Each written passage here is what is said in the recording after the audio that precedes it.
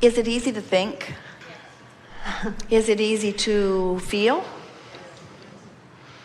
Is it easy to tell how the thought you think feels? Is there any more to it than that? Have we sort of ground this into the ground today?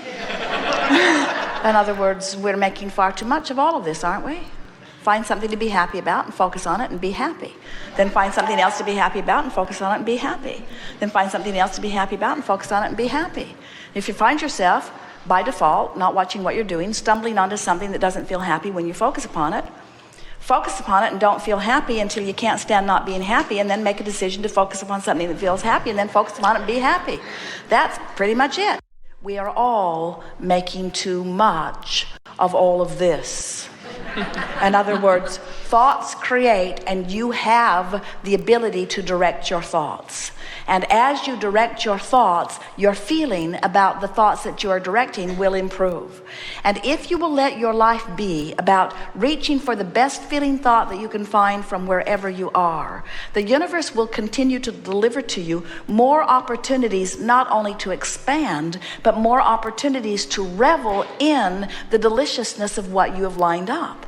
If we were standing in your physical shoes, we would vacillate between two intentions, and they are very simple intentions.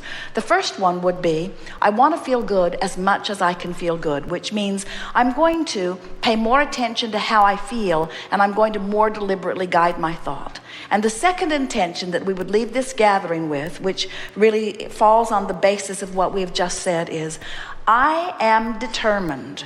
And think of the power of the word determined.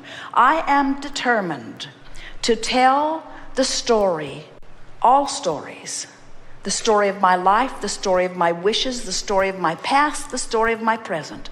I am determined to tell my story of how I want it to be.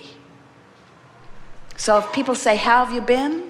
Your answer is irrelevant. As people say, hi, how are you? The answer is irrelevant. Not that you're irrelevant. My story about how I am is irrelevant. My story about how I have been is irrelevant. You want to train people to say, hi, where are you going? Say to your friends, new plan. Hi, where are you going? Hi, what's up? Hi, tell me the good news.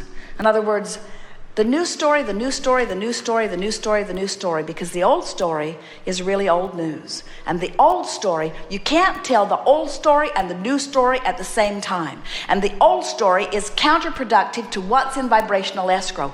That's the new story. That's where you are. So begin telling the new story, and you'll get better and better at telling it. Tell it not because you're trying to use it to get to where you want to be. Tell the new story for the joy factor in the telling of it. So your friends are going to come to know you as the one who is always happy about explaining where you're going. It's the best teaching that you could ever do. Words don't teach. You teach through the clarity of your example. We have enjoyed this interaction immensely. There is great love here for you.